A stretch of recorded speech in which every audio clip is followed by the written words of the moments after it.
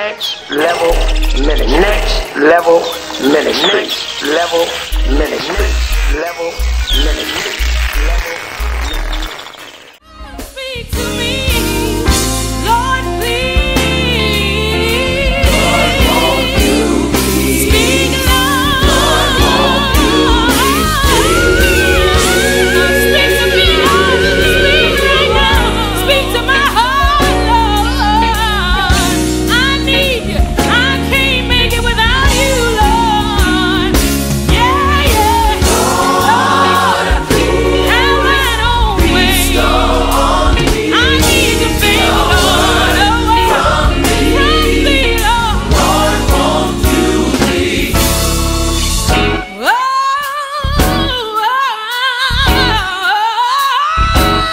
yeah, yeah, yeah, yeah. Lord, I wanna hear it. Lord, I wanna hear a word from you, Lord. I can't breathe without you. I need you. I need you to do it for me. Yeah, yeah. Speak right now, Lord. Come on, Jesus. Speak, Lord, I wanna hear it. Lord, I wanna hear a word from you, Lord. Give it to me, Jesus. I need it right now. Have your way in my life. Speak, Lord. Let your Shekinah glory fall right now, Jesus. Oh, yeah, yeah. Use me for your service. Have your way. Speak, Lord. Speak, Lord. Speak, Lord.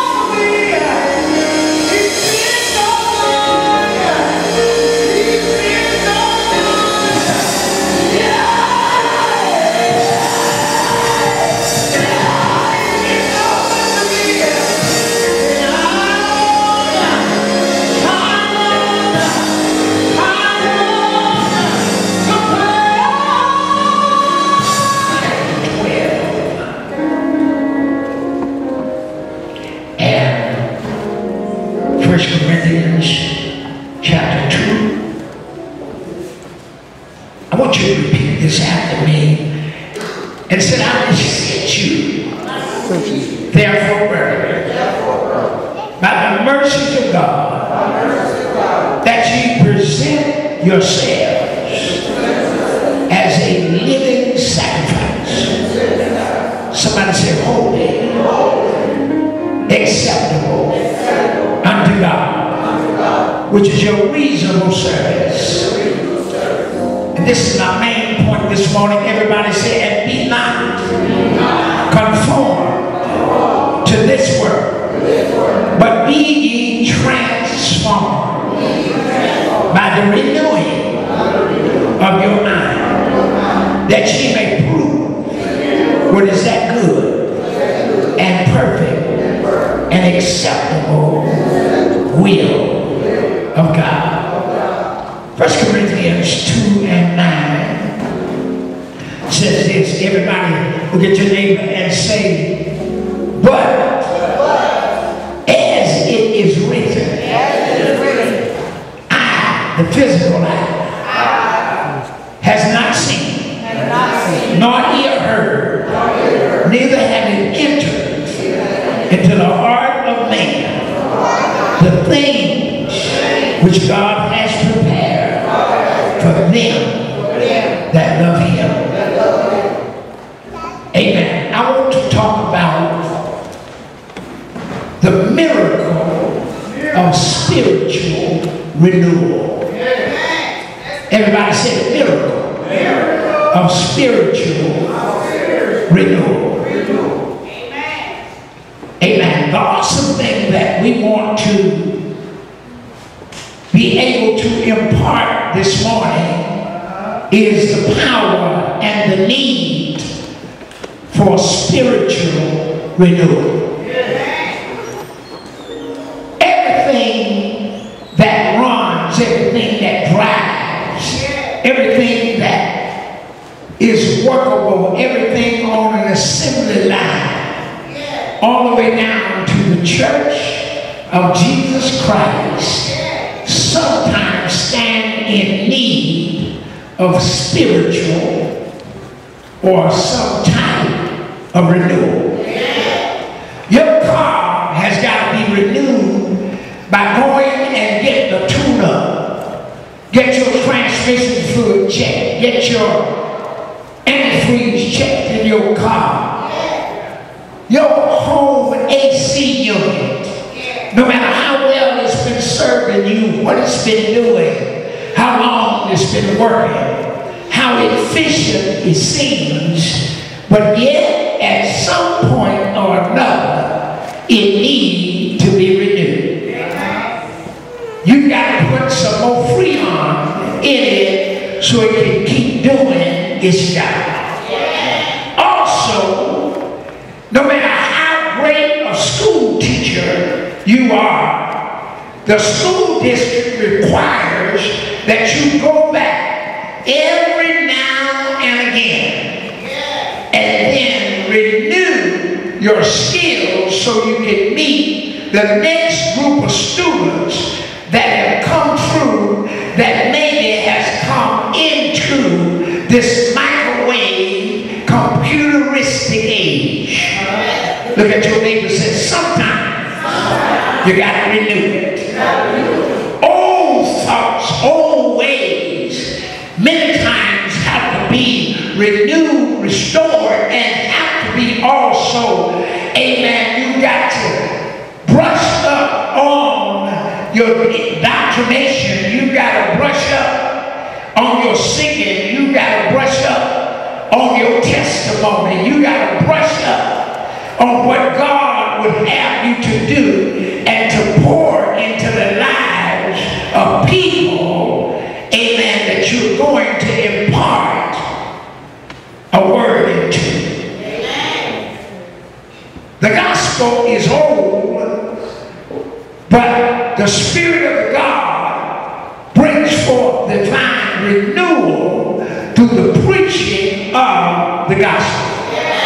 And so therefore, the church of Jesus Christ, David, was a great man of God. He was serving God from a child, and at the age of 14, he slayed a giant. He went out and killed a bear. He killed a lion and a bear with his bare hands. He was good with a slingshot. He slayed Goliath.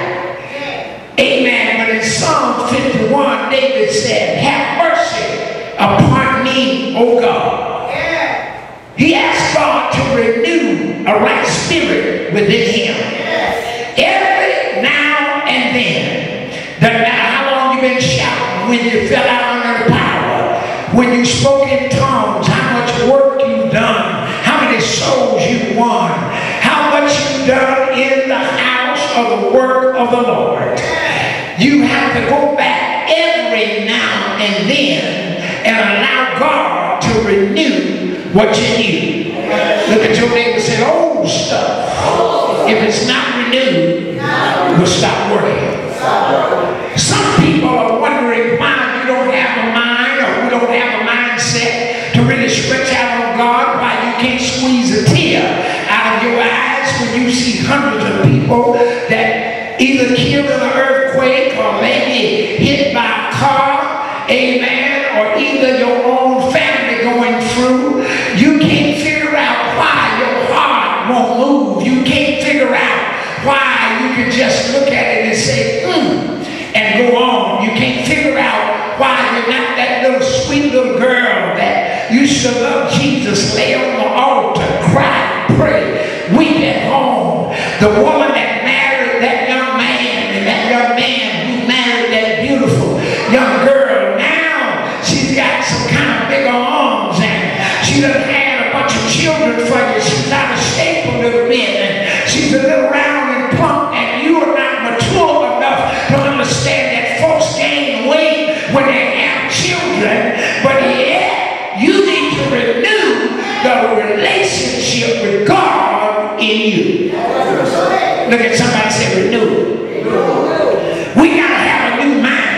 new time. We got to have a new reason for a new season.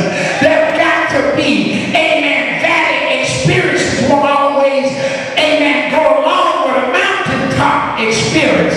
Sometimes you got to move from the valley. You got to get to the mountaintop. You can be heard better. You can be seen better. Your sight will be better. Your oversight, your view, your hindsight, your foresight will be able to be greater. Yesterday when we went to Lacey's wedding way up in the mountains, took a while to get there. We wondered why this spot, why this place. But when you got there, you saw and you looked right behind where they was getting married. When you looked up over the head, you saw the sky. When you looked where they were, you saw, amen, the wonderful lake, amen, and the scenery of the mountains. You saw the glory, amen, of what God had offered. So therefore, it took a while to get there. We went around some curves. We went, amen, up some hills. We went through some valleys. But at the end of that road, when we got there, we were looking from a new vision. Somebody said new vision. We need fresh vision. You know why? We want to listen and see who all got a word for us. Come on now, did God give you a word? No. If you get in the presence of God, if you get restored, if you get renewed, if you allow God to deal with you, you won't need, amen, a swami in your life. You won't need another prophet. You'll have God and he'll give you some divine, clear vision in your life. Somebody says time to get a new vision. It's time to get restored and renewed. It is very easy to put God on the back burner when you're not restored, because then you begin to see from the vision of those that have been dwelling in the valley all the time, people who's been living in the midnight of darkness of a backslid life, people who have never really opened up the day, amen, or the day of their eyes have never been opened, because they're caught up by sin and they're caught up by being blinded from the wisdom of God. But when you get renewed, somebody said, when I get renewed, David said, renew the right spirit within me. Then after I get renewed, amen, then he said, I will teach sinners your ways. I will go and win somebody. I won't be, amen, I won't feel that I'm just existing. I won't feel that I'm just sitting around. I'll have a ministry that's so powerful that when I walk down to the country store, when I walk into the supermarket, God got somebody for me to pour into. God got somebody for me to give a word, because I'm renewed now. I'm restored. I've got joy every day. I don't have to go back from church to church. I don't have to go from preacher to preacher. I don't have to get on the Facebook. I can get in Bible book. Somebody tell God thank you. I don't have to wait until somebody toot my horn. I'll be able to stir up the gifts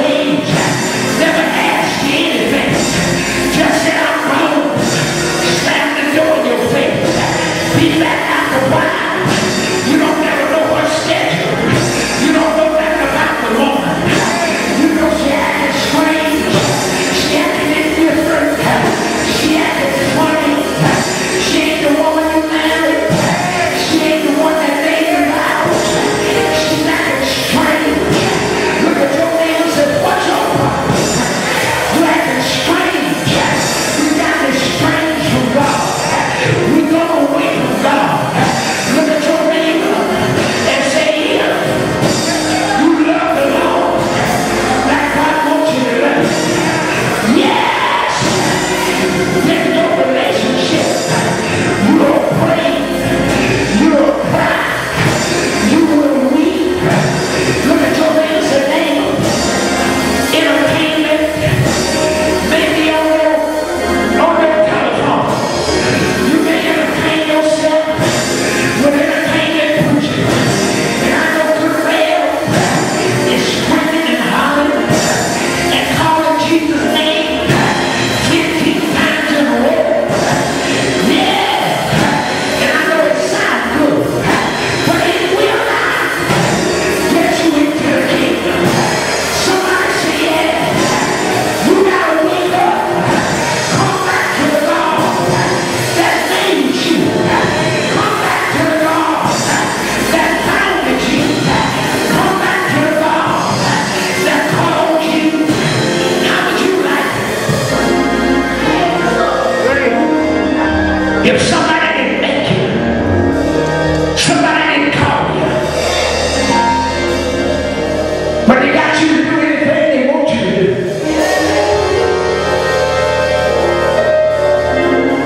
how would you like it?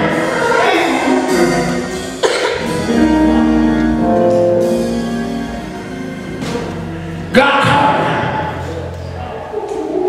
you. He wants you to do what He wants you to do. God saved you. And you know what? Whatever you sow, it may not come back in the washing, but it's going to come back in the rinsing. When I got before God, I looked at myself this morning, and I felt so distant. Although people didn't get saved on my ministry, God is really moving. No, I'm not backsliding. I just got in His presence and saw myself. I cried so hard, but I do that all the time. But they will tell you, I was going down the road the other day, thinking about a great car. It just got full. God wants to be great. There is something down inside of every human being. No matter how great Timothy was, Paul said, I would that you would stir up the gift that is within you. You may look good in the sight of me. You may look successful in the sight of me. You may look successful when you start getting money. God reminded me that most of us in this church and most people that serve Him, there was a time our shoes would run over, they had all kind of marks on them. Our heels would run over. We had holes in the bottom of our shoes. I'm talking to the folks up in here. Now you got so many shoes, your closet won't hold them. We got so many clothes, our closets won't hold them. We got so many cars, they won't fit in our yards. But we're so backslid from our God, it's a crime go down dirty shame. Because we would know the Lord, most of us would know the Lord from a listen. Because our relationship is so distant from God. Now this is not entertainment preaching, this is help you to get to heaven preaching. Folks will holler for 15 minutes, they don't care if you go to heaven, they'll sleep with your wife, your daughter, and your grandmama if she left. They just want preaching to sound good. And we'll let anybody lay hands on us.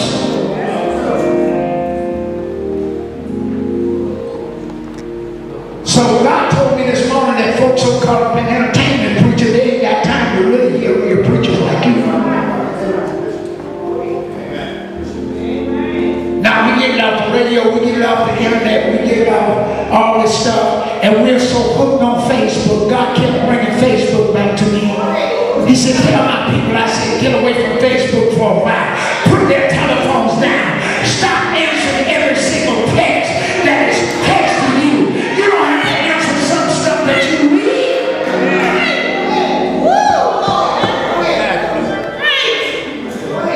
You can be on the phone with your wife. And all of a sudden, somebody calling. I want to say, wait, hold on. I'm married. You don't tell me to hold on. You tell the other folk that's trying to hold on.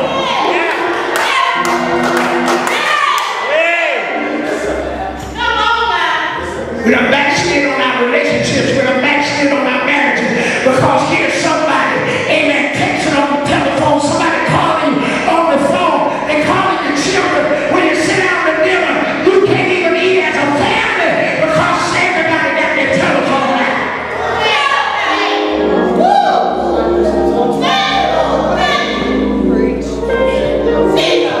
I was at my son's house Christmas time. I believe it was. Everybody sitting at the eating table. We should have took that junk and thrown it out the window. I'm right. You ain't got time to stay at church, stay in church. You only come about 2 hours every Sunday. Somebody give God some praise. You ain't here for 2 hours and you feel that thing go off. Sometimes y'all ain't got time to turn it off. You got to go out the door to see who called. God called. So hang up on the rest of the phone. I'm not fussing out preaching. I'm telling the truth. I told them in class this morning, Ahab lied, put on Jehoshaphat's troops' clothes in the midst of the battle and thought he would get the enemy to kill Jehoshaphat and he would leave. God had already put out a hit on Ahab because he didn't serve his purpose no more. Him and Jezebel and the smooth-sayers and all the liars, all the conjurers, all the stargazers and everybody else that had a word for the king. God had finished up with them folks. God put you so on nobody call your name. God can fix it so he can take you out of the minds of folk that's got favor. You got favor with now. There's 2 ladies that was on my job. One of them was a cusser. She was my supervisor. I had to rebuke her for talking about my good brother Jimmy Swagger. I didn't care if he crawled down in the lowest pit that was in the world. He was still a man. He was still my brother. If I could love him when he was on the mountain, I could love him while he's in the valley. Either I'm a backslid preacher.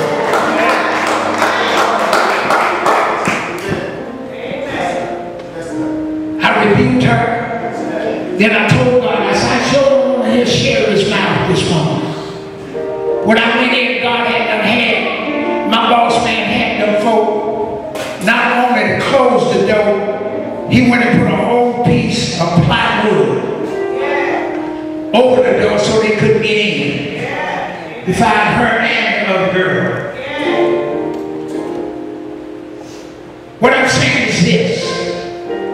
You may seem important, but I'm telling you, God put you on an employment line. If you vex God, he took Nebuchadnezzar off the throne and carried him and let him wander around in the desert. King of Babylon, great Nebuchadnezzar, built him a great big humongous statue of